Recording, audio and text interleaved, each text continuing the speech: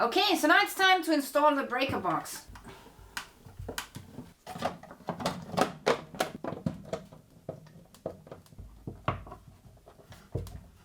Okay, now that this is done, I need to build a small pedestal for the inverter, which is going to sit right above the battery.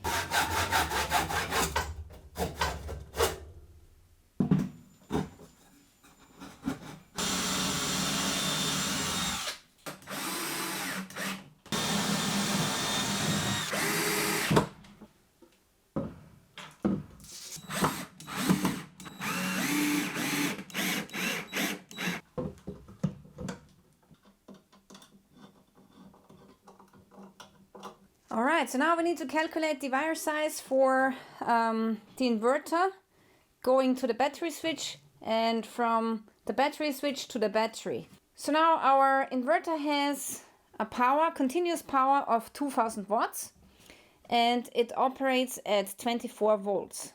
So now I'm going to calculate the amperage that is going to be flowing over the cables.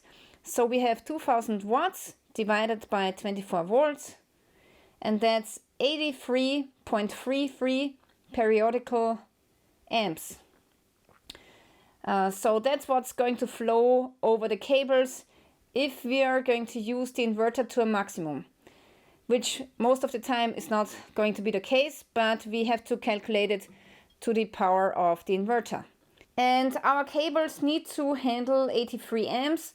Also, I want to calculate the fuse that we want to use, so I'm going to add 25%, so that equals 104 amps. So we are going to install a 100 amps fuse for this inverter. Actually, inverters, they can deliver a little bit more than they are rated for, but I really want the fuse to break or get destroyed once the device reaches 100 amps to protect all of the circuits inside of the inverter. So now we take our chart again, and it says for 100 amps we are going to need a 4 gauge cable, and 4 gauge is about 25 square millimeters in metric. So that's for the cable size that I want to use. And then also here this Austrian chart says that if the cable is hanging in the air, a 25 square millimeter cable can handle a fuse with 100 amps. So yeah, that's great. So we are going to take a 25 square millimeter cable.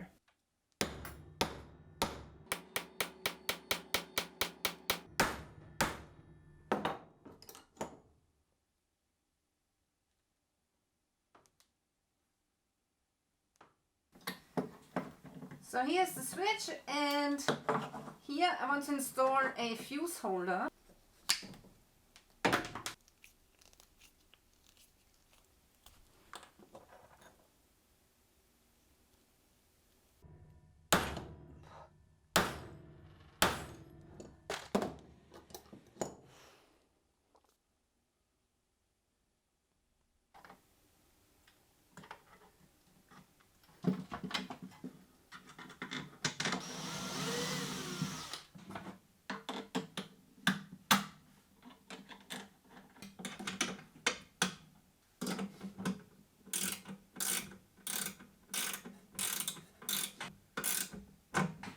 Alright, I have a small problem. So if I place the shunt right here, then the wires are going to crisscross, and honestly I don't want that. So I think I'm just gonna prolong this cable here and move the switch further up, and also the fuse box.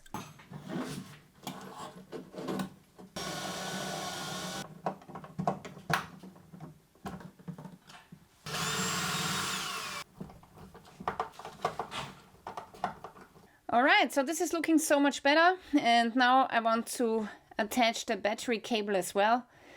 The positive start of the battery is going to be around here somewhere, so I'm going to leave the battery cable a little bit longer, but I want to install it now so that I can finally screw down the battery switch for real.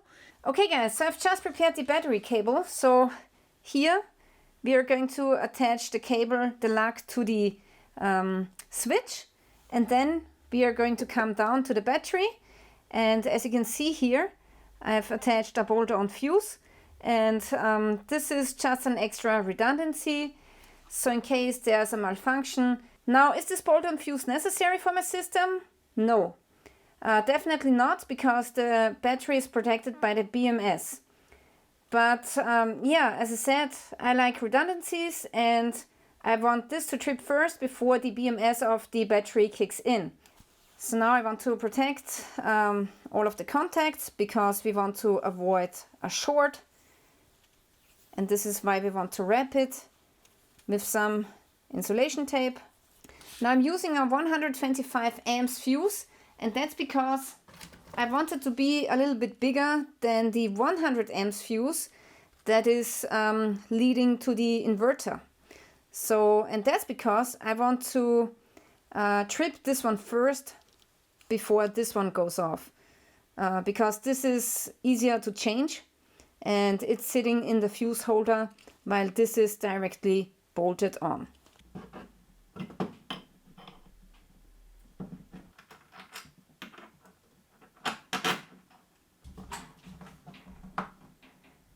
Okay, so now we have this cable installed, and this is going to go on the positive lead of the battery. Yeah, and now we want to install this 100 amps fuse in the fuse holder, like that. Make sure that all of the contacts are correct. Then we need another set of washers.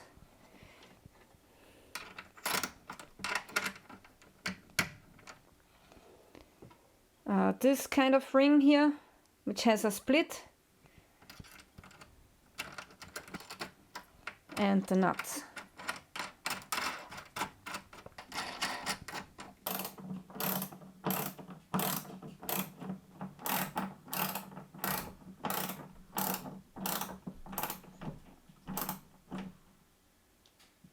Okay, so I've tightened down the bolt, and you really want to check that no rubber from the shrink tube is coming in between the contacts.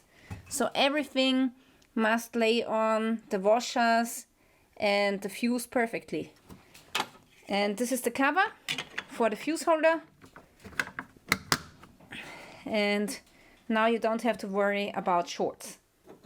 Okay, this is the shunt. This is where the battery cable goes, and the cable to the inverter. But also we have to install a positive cable here at this terminal in the middle. And this is so that the shunt can measure how much amperage is actually flowing. And at the other side of the cable we need to install a small lug.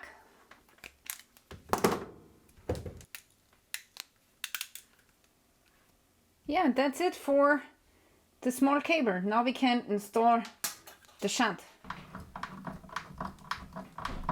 Okay, the positive cable I'm just going to thread through here at the back and connect to the stud.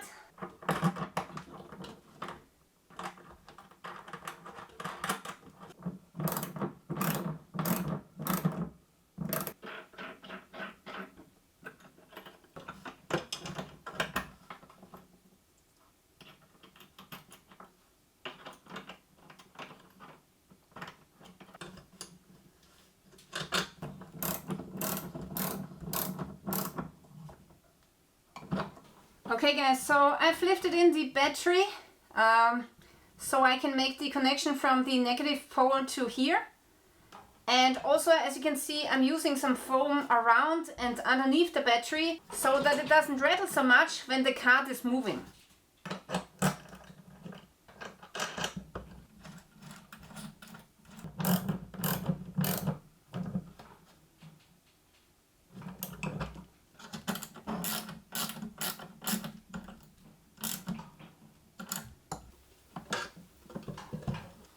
Alright, so now because there's going to be a lid which is removable, I also need to install two plugs for the sockets. so that I can remove all of the cables and take off the lid.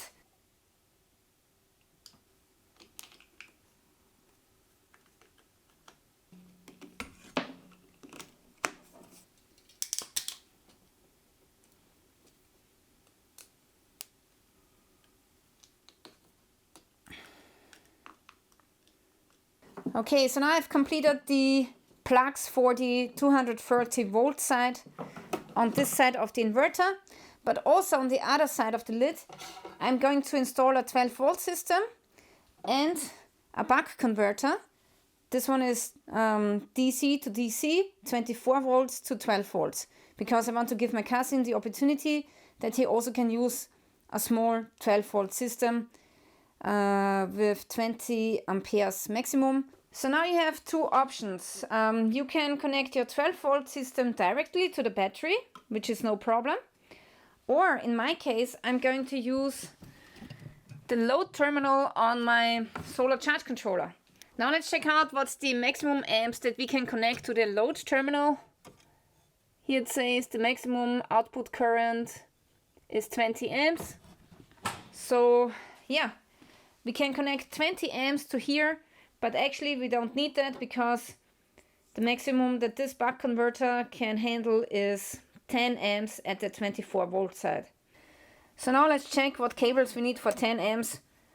But honestly, I think I will go a little bit thicker, 20 amps, just in case. 20 amps is, for this very short distance, 14 AWG, so it's 2.5 square millimeters that I want to use for the load terminal. Also, thicker wires are easier to connect to the load terminal because the terminal is really big. Alright, so this is the switch that I want to be using for the 12 volt system. And maybe it's a little bit of an overkill because it can transport 200 amps and it works both in 12 volts and 24 volts. But yeah, I think it's a nice switch and I want to use it because it's great. Alright, so now I want to figure out how much sockets I can attach to the small DC-DC converter. So here we have at the output side 12 volts times 20 amps. 12 times 20. So the maximum that we can use is 240 watts. Now one of those sockets can deliver up to 120 watts divided by 120. So we are only allowed to install 2 of these sockets. But also I still want to go for this socket here. This socket only needs 21 watts. So I'm going to throw it in here. And we don't need the switch anymore because we already have a switch. And then I also want to monitor the voltage of the 12 volt subsystem. So I want to install a voltmeter, and this is also not taking a lot of amperage. So with those sockets we should be fine with the buck converter. Alright, then also I want to fuse the whole entire 12 volt system, including this converter and the switch. And I want to use an inline fuse here. And for this I'm going to use a 10 amps fuse because that's the maximum that we are allowed to use with this converter at the 24 volt side. So here it's less amps, and then once it converts it to 12 volts, you can use double the amps. So 10 amps at the left side, 20 amps at the right side.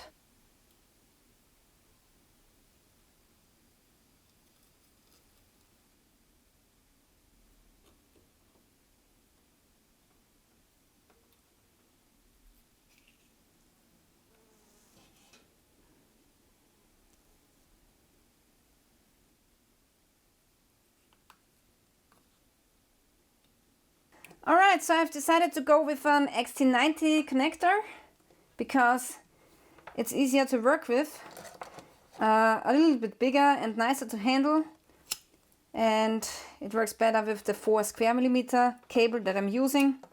As I said before, this is a complete overkill, so you don't need such thick cables.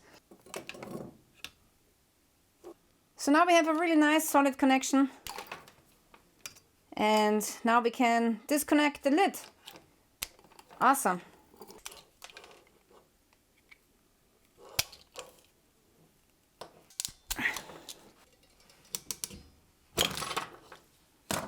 Okay, now I want to attach this cable to the load terminal of the solar charge controller.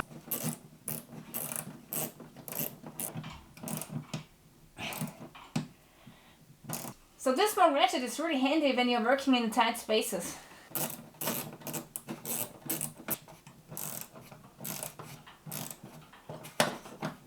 Okay, before we can put the lid on, I first want to connect a couple of cables, including this data cables, which is going from the battery monitor to the shunt.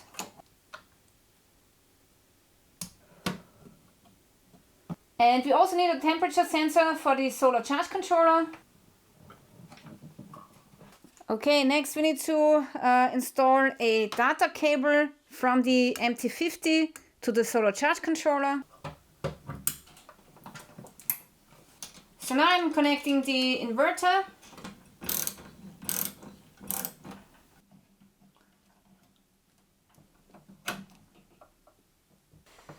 Okay, and now I also want to make a connection from the negative solar charge controller to the negative of the battery.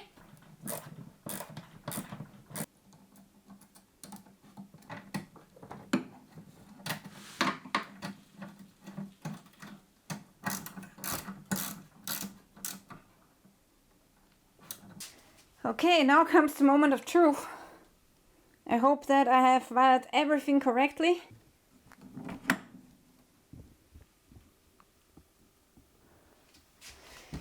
Okay, the solar charge controller seems to be working. And here it's telling us that the battery has 26.6 volts. Okay, now let's see if everything is working correctly. So, nice. So now we are at 6.5 amps.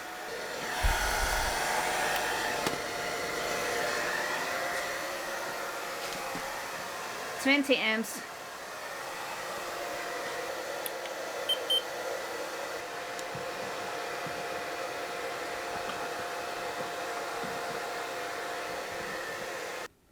Okay, everything good so far. Right now everything's working, and now we are going to work on the lid.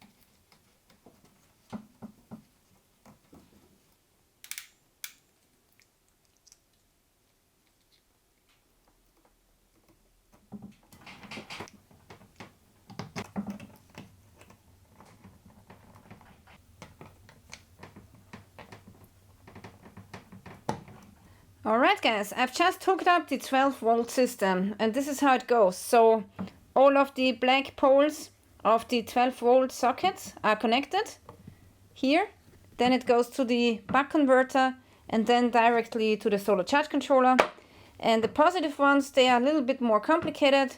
They go to a fuse first, then to the buck converter, then to the switch, and then to the load terminal of the solar charge controller. Okay guys, so I've screwed the lid onto the housing, and now I want to know if all of this is working. Let's switch on the system. All right.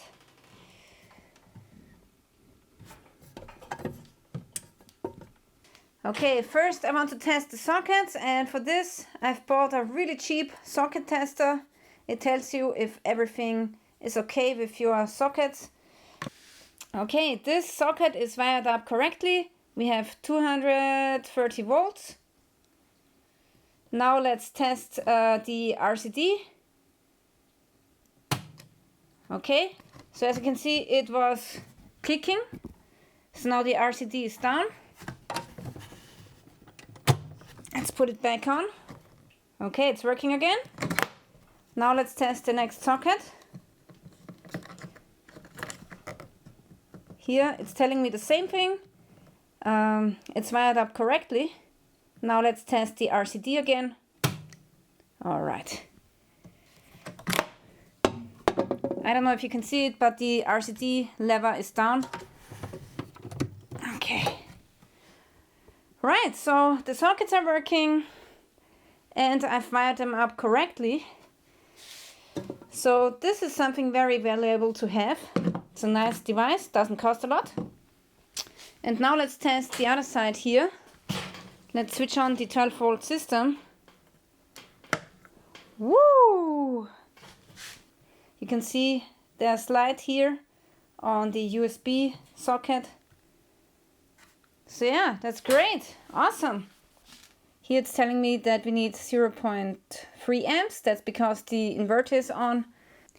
And now I have to figure out how I get this stuff home to my cousin David's homestead. And then we will try it out there and I will tell him all he needs to know about the system. So yeah, really awesome guys. I love it. And I really want to thank you guys for watching. Please also check out part 1 of this video. And I will leave all of the links and also the links to this battery in the description below. Thank you for watching guys and stay tuned till next time.